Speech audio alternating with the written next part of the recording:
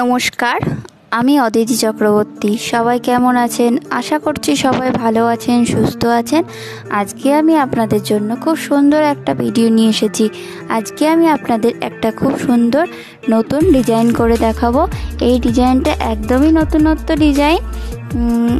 আজকে আমি আপনাদের করে দেখাবো। এই ডিজাইনটা আপনারা চুড়িদার, কুর্তি, বেডশিট, বিশেষ করে বেডশিট, পিলো কভার, কুশন কভারে করতে পারেন, খুব সুন্দর লাগবে।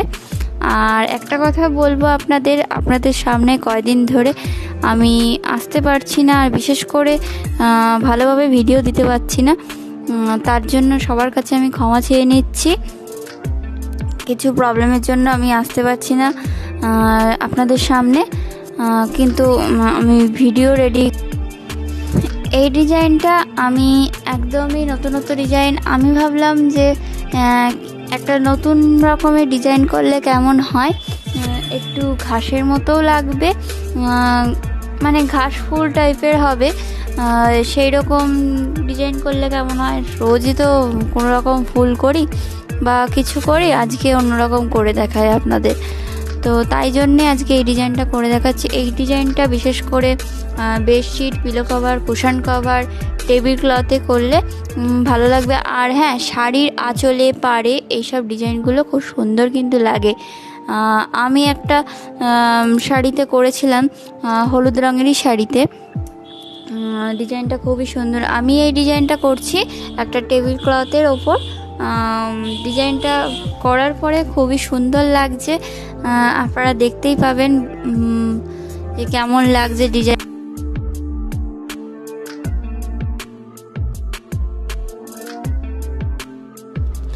আমি এখানে স্যাপ গ্রিন কালার আর লেমন ইয়েলো কালারটা দিয়ে রঙটা করছি এই ঘাসগুলোর।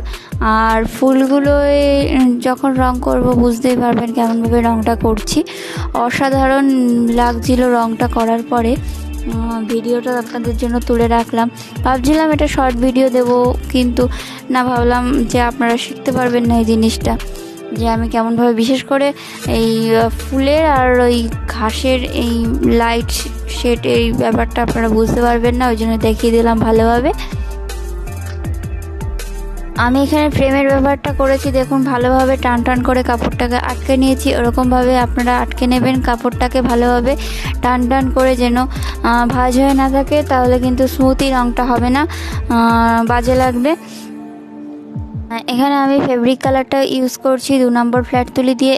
দেখুন ফুলের কালারে আমি রেড কালারটা দিয়ে নিলাম ওপর সাইডে, আর নিচের দিকে আমি হোয়াইট কালারটা দিচ্ছি। অসাধারণ লাগছিল, আপনারা না দেখলে বুঝতে পারবেন না সামনে থেকে যে কেমন লাগছিল। তো এখান থেকেই দেখুন, সামনের দিকে তো দেখতে পারবেন না। যাই হোক, ভালো করে লক্ষ্য করে দেখুন আমি লাইট শেডটা কেমন করে করছি, আপনারাও এরকমভাবে করতে পারবেন। এই ডিজাইনটা কিন্তু খুবই একটা সহজ ডিজাইন, আপনারা খুব সহজেই পারবেন। বিশেষ করে যারা নতুন শিখছেন, নতুন নতুন রং করা শিখেছেন, তাদের জন্য এই ডিজাইনটা খুবই সহজ। কোনো রকম ঘাসগুলো এঁকে নিয়ে ফুলগুলো আঁকলেই হয়ে যাবে। আর লাইট শেডের ব্যাপারটা একটু দেখলে বুঝতে পেরে যাবেন কেমন করে করতে হবে। আমাকে একজন জিজ্ঞেস করেছিলেন যে আমি কোথা থেকে এই কাপড়টা কিনি, মানে এই টেবিল কাপড়টা, আর কি বলি দোকানে গিয়ে যে এই টেবিল কাপড়টা কেনার জন্য। প্রথমেই বলছি, আমি একদম গিয়ে বলি সবচেয়ে ভালো সুতির টেবিল ক্লথের কাপড় দিন, আমি এইটাই বলি গিয়ে। আপনারাও সেটাই বলবেন, গিয়ে চাইবেন এই ভালো কাপড়টাই আপনাদের বিক্রি দেবেন তারা।